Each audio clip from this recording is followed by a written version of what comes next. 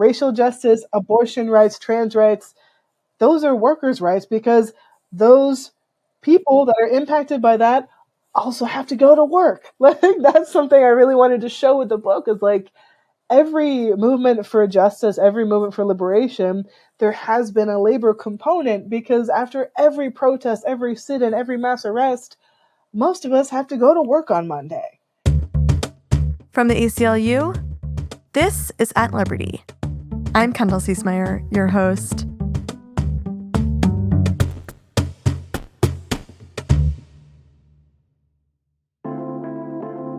If you're staying up to date with the news, you may have noticed that unions are having a moment.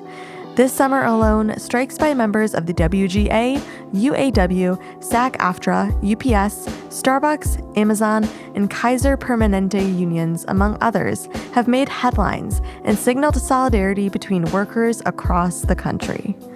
Last year, public support for unions hit a 57-year high, with 71% of Americans expressing a favorable opinion. Fair contract! When do we want it? Now!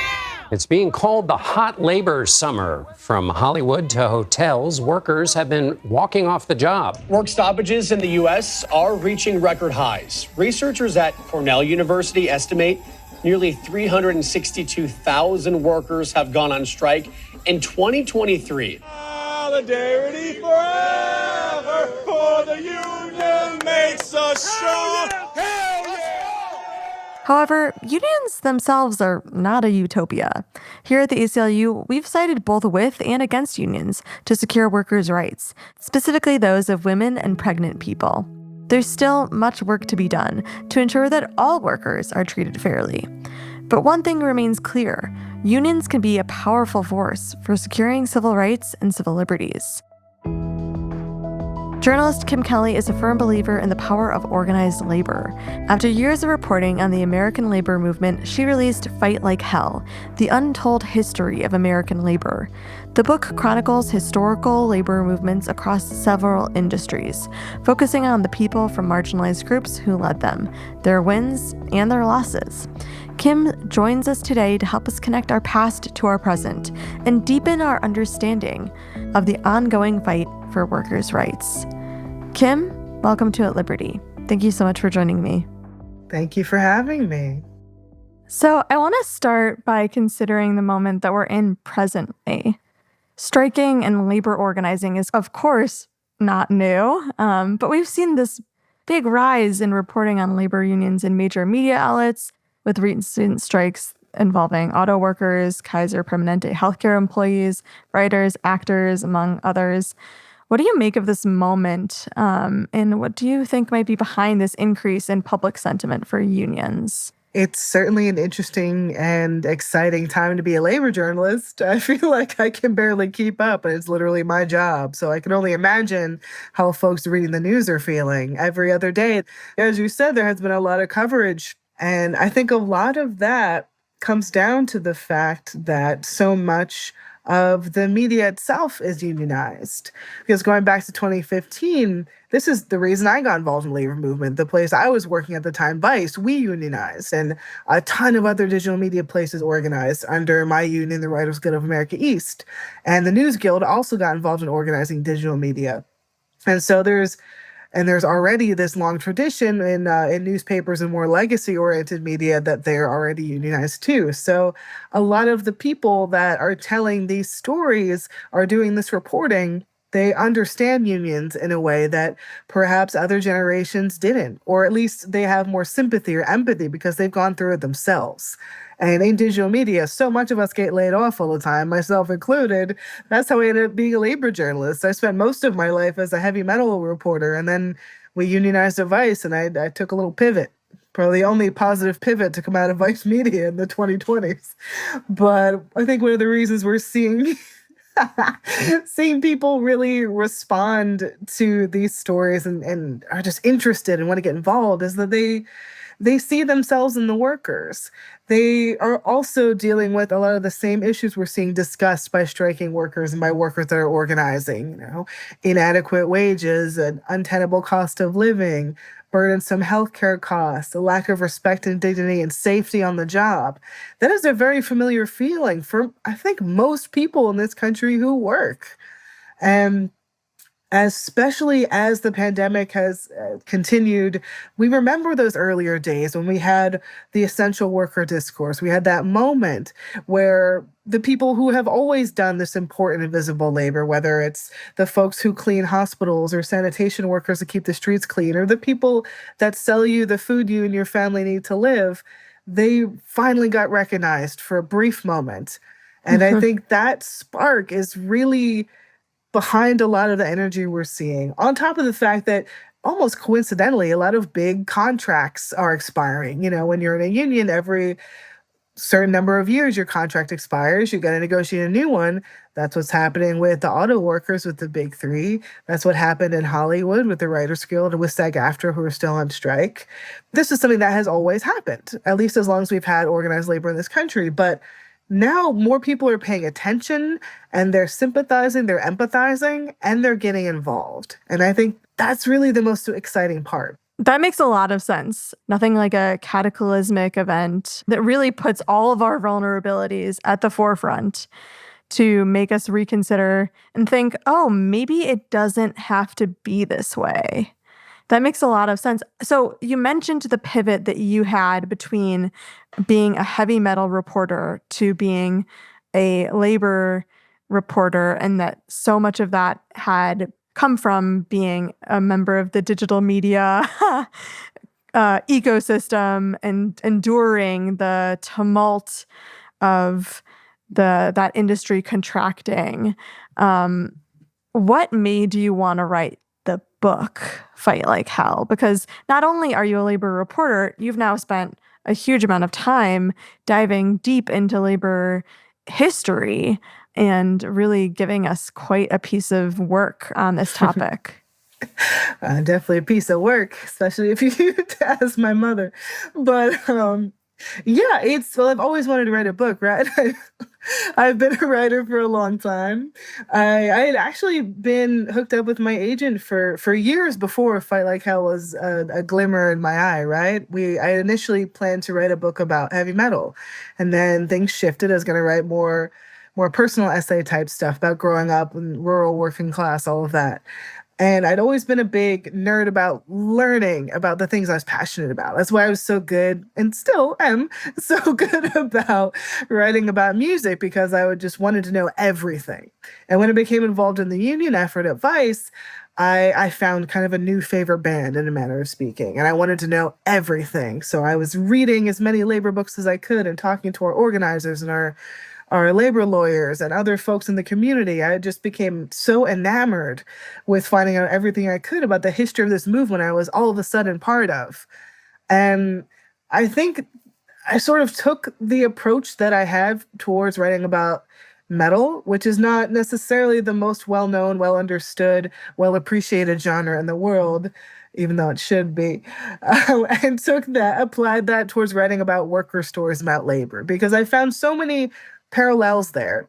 You know, writing about something that is incredibly important to millions of people around the world, has a rich history, is very complex, has its own subculture, its own politics, its own universe, really. And then trying to explain to people outside that orbit why it matters, why it's interesting, why it might even apply to them.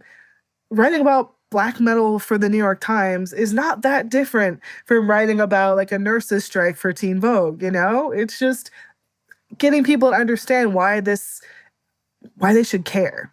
And so when I had the opportunity to write a book, I kind of built on that approach, the approach I had taken in my Teen Vogue column, No Class, where I would dive into kind of a historical labor event and tie it to something that was happening currently to show those threads and show the way that those connections happen.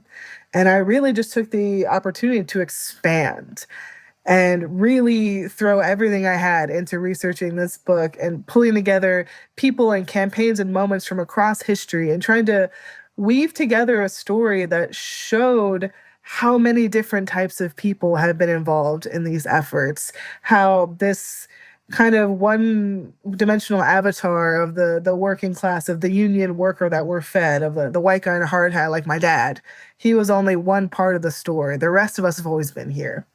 And I'm not an academic. I owe so much of my own understanding and of the book's research on the work that historians and academics and archivists and so many other brilliant people have already done. I went in as a journalist, right? I pulled in all of these different pieces of information, these stories and these voices, and I tried to weave them together in a way that was accessible and easy to understand, and the kind of thing that got people's blood pumping, that they could also read on the bus or during their lunch hour, right? It's a book I wish that I had lying around or had easy access to when I was first getting involved in our union and learning about unions at all. Because even though there's so many brilliant academic books and monographs out there about labor history, they're not lying around at Barnes & Noble. They weren't lying around in my school library. It wasn't something that I knew was out there when I was first getting involved. I wanted to make something that anybody, any person, no matter their background or their identity, could pick up and see themselves in and think, oh, maybe I could do this too. I think it's never an easy task to chronicle any kind of quote unquote untold history, which of course you confront that question, untold to who? But there's such a large amount of information that just really gets left out of memory, history. So it's quite the task that you take on. And I really appreciate how accessible you make it. And I love that you note that, like, when we think in our mind's image of like what a union worker is, we think of a white man with a hard hat.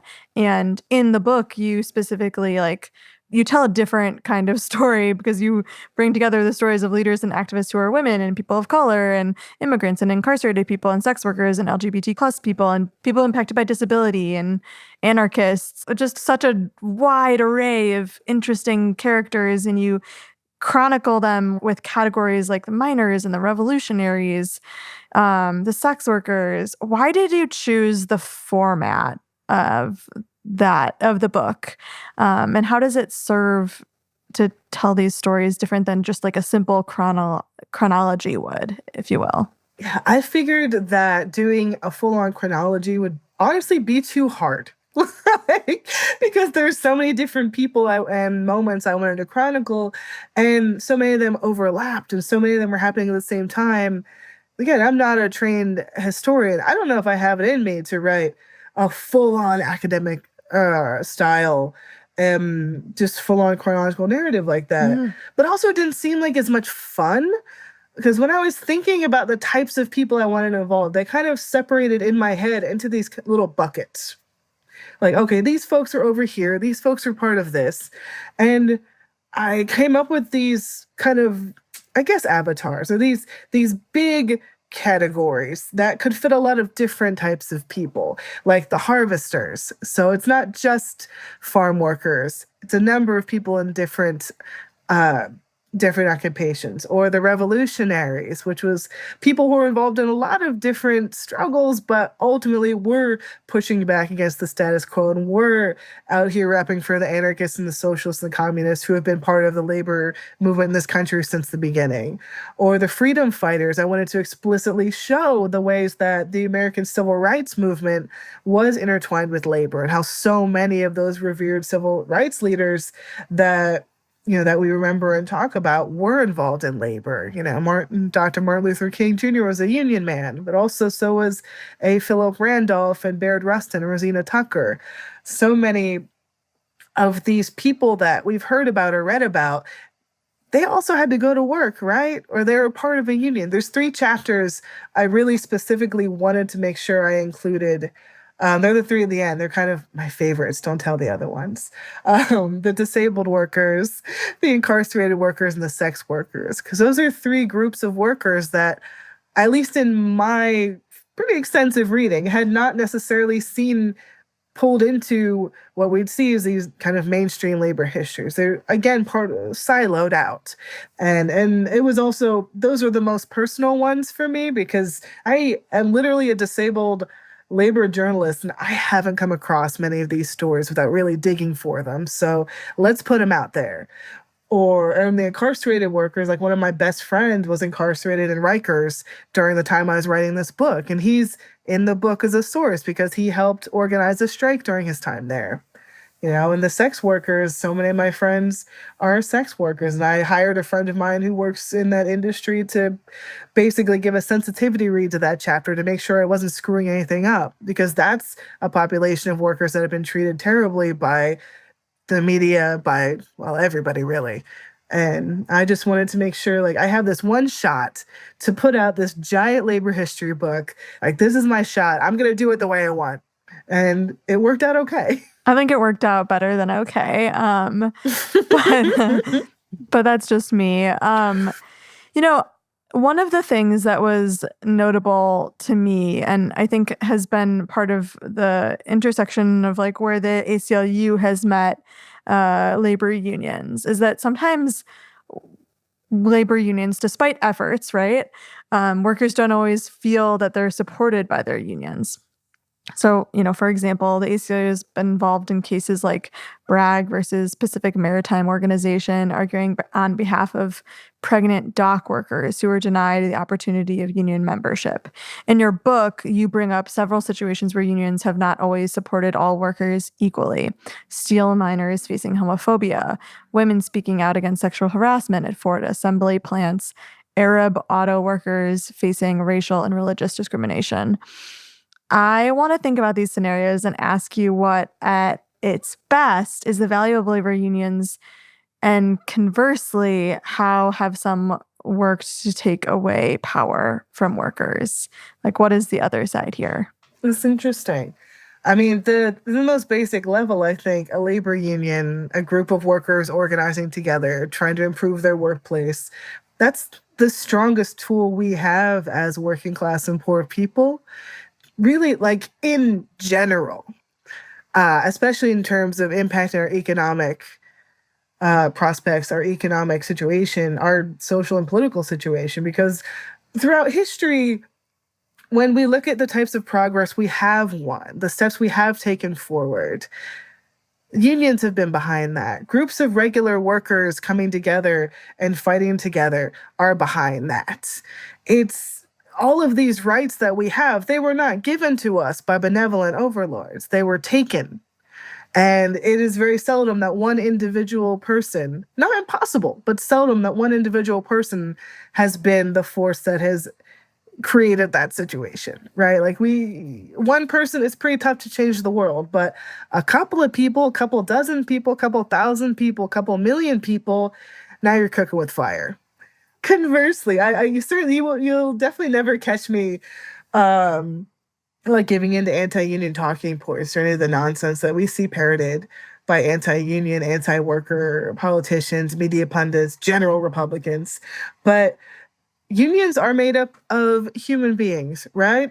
The labor movement is not a monolith. Labor is not a monolith. There's a wide variety of perspectives and identities and opinions throughout the movement. I mean, one of its strengths that occasionally has been used to create weakness and division is the fact that almost every type of person is involved in labor, because almost every type of person has a job. And that can be an incredible force for good. And it can also create divisions when some people find themselves feeling threatened by people that are different from them, or feeling like people that are different from them are getting one over or taking their jobs. All of these bullshit boss lines that have been fed to workers in a way to keep us apart and keep us from organizing. But some people in union leadership have very differing opinions on these political issues, and that can cause issues and division among the membership too. What do you do when your union leadership is saying something that you don't believe, or that you feel doesn't represent you, or you feel is causing harm to you and workers like you? I mean, that's why we've seen throughout history, like the examples you mentioned, like in Detroit with Black and Arab auto workers who were standing up against, at that time, UAW leadership that was white and did not care about what they were going through on the shop floor. They organized, they struck, they fought, and they changed it. That is one thing about the labor movement that does give me hope. A lot of things do. But one thing that I've kind of seen with my own eyes that during my own tenure as a union official with the Writers Guild is if there's something you don't like about your union, you can change it by getting involved. It takes more work. It's got to be a pain in the ass. It's got to be more meetings. You might end up on million email reply all threads from hell, but you got to put some work in. Otherwise, it's just going to keep getting worse and worse. And you're going to keep getting more and more disenchanted, and you're going to get less involved. You're going to care less about your union. No, I think that's really fair. I mean, even just the first thing you said, which is, unfortunately, unions are also still made up of people, and people are complicated. And, we contain multitudes, and there's every kind of person that exists within a union structure. That makes a lot of sense. And I think that is the reason that there are that other people can get involved. And as you mentioned, if there's a problem in your union, you might want to start just getting deeper involved in it. That's the only way that we're going to change anything. I mean, and something that I've definitely learned through my reporting in Appalachia, and specifically with reporting on coal miners and their organizing, their strikes in the Deep South, that's a population of workers that a lot, not all, but a lot of them have completely dissimilar political views to me. But we love our union. We all believe that workers deserve a living wage, and that kids need food and health care, and that people should be safe on the job. There are so many places within the labor movement, within labor, that you can find common ground, right? And I think that's something that a lot of politicians drop the ball there. And a lot of people outside of labor drop the ball in realizing just the efficacy of finding those moments. Okay, well, you feel like this about politics, I feel like this about politics, but you hate your boss, I hate my boss too. Maybe we could talk about that and figure out the other stuff. Yeah, something that you talk about in the book is how solidarity was often found between groups of laborers from different backgrounds. Do you find this kind of solidarity or convergence common presently? I think we've been seeing a lot more of it, especially, I think, post-2020, when a lot of unions finally felt like, okay, we have to say something. We have to be out here, say that Black Lives Matter. We have to actually address issues of racial injustice in the workplace and in the world. Not all, but a lot of unions started finally embracing that posture. I think, once again, not all unions are created equal, right? But there's some unions especially that I think are doing an incredible job of making those connections, whether it's Starbucks Workers United, who have been very vocal about not only labor issues, but about the issues that their queer and trans members face and their Black and brown members face. Sure, there are some unions and union leaders that just want to stick to bread and butter. They don't want to talk about all this woke progressive stuff. And they're going to suffer as a result because their leadership is not understanding that their membership is made up of human beings. Again, unions are made up of people, and people are not everyone has the same workday, right? Racial justice, abortion rights, trans rights, those are workers' rights because those people that are impacted by that also have to go to work. That's something I really wanted to show with the book, is every movement for justice, every movement for liberation, there has been a labor component, because after every protest, every sit-in, every mass arrest, most of us have to go to work on Monday. Totally. I want to ask specifically about the environment that I think we're now contending with, specifically around reproductive rights and access. Obviously, it's a very perilous time to be a person who can become pregnant, a woman, a mother.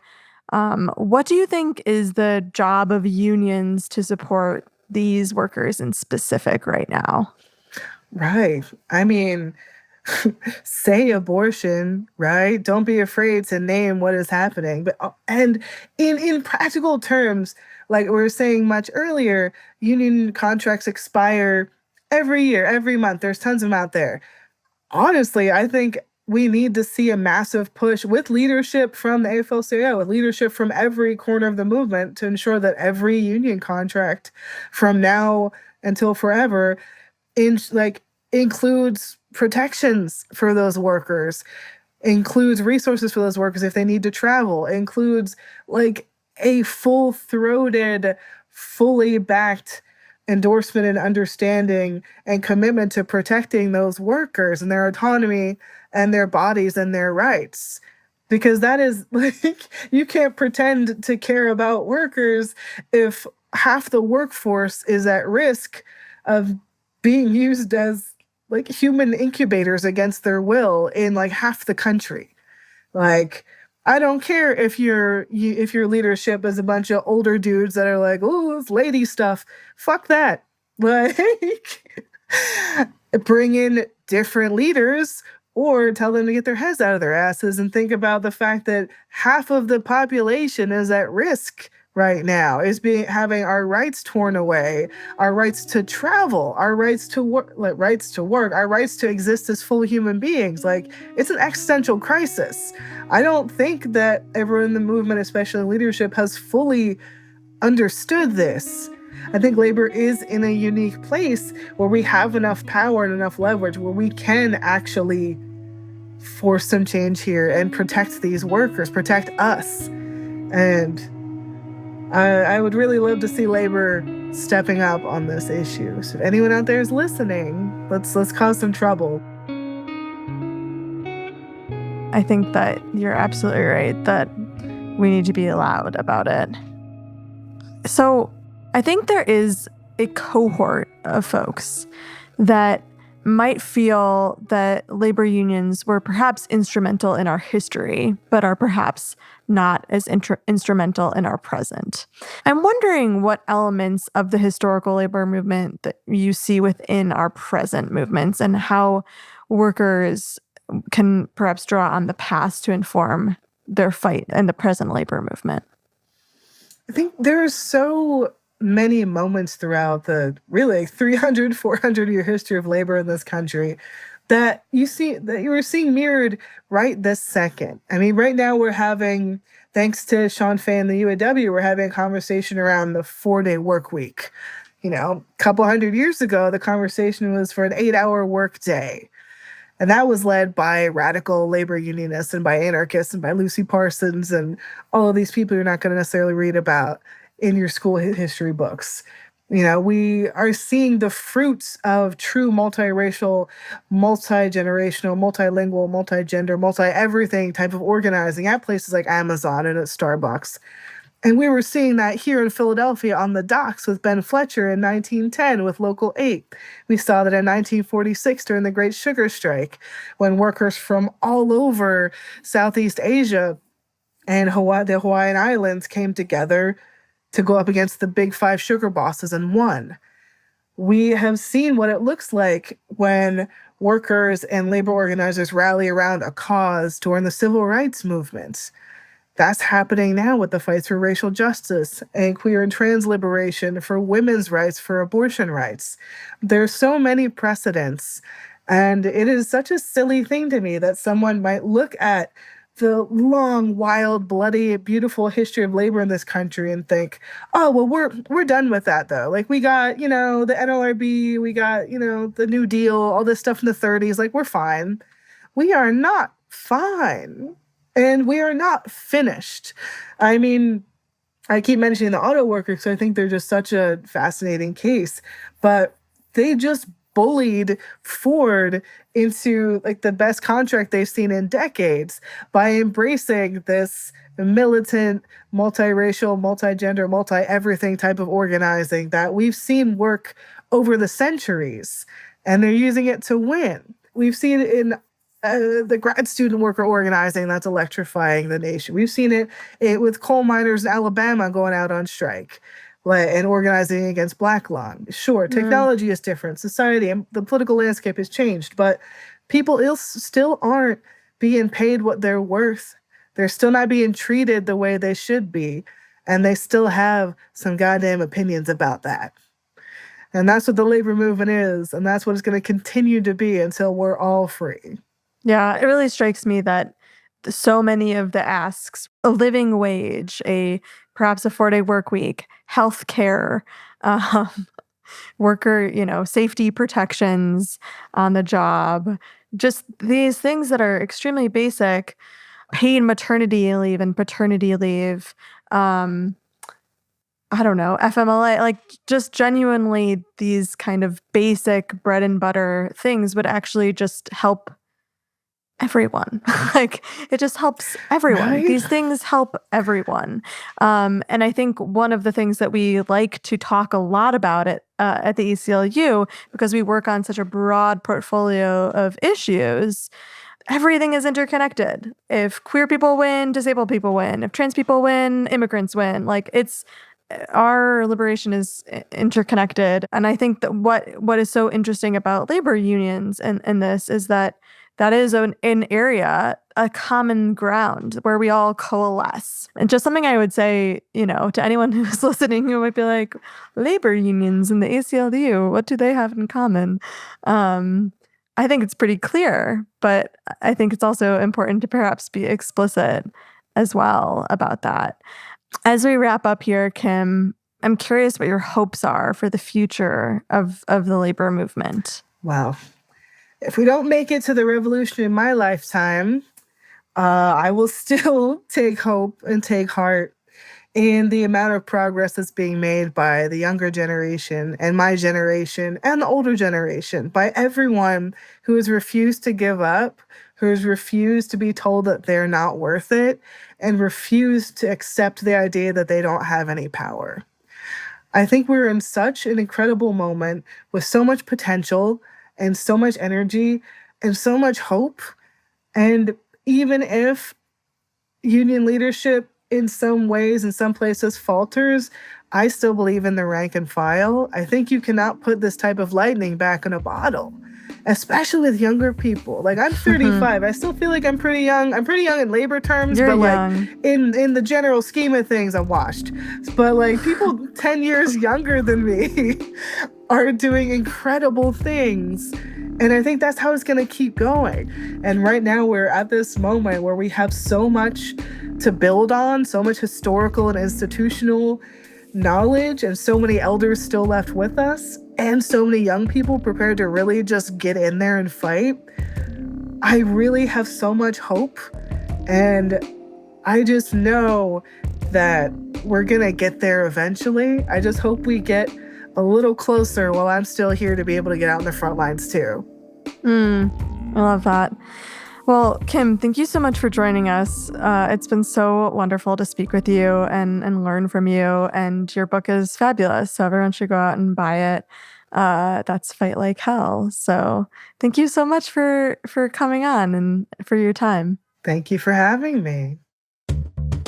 Thanks so much for listening. If you enjoyed this episode, please subscribe to At Liberty wherever you get your podcasts and rate and review the show. We really appreciate the feedback. Until next week, stay strong. At Liberty is a production of the ACLU, produced by me, Kendall Ciesmeyer, and Vanessa Handy. This episode was edited by Matt Boynton. Julian Silva Forbes is our intern.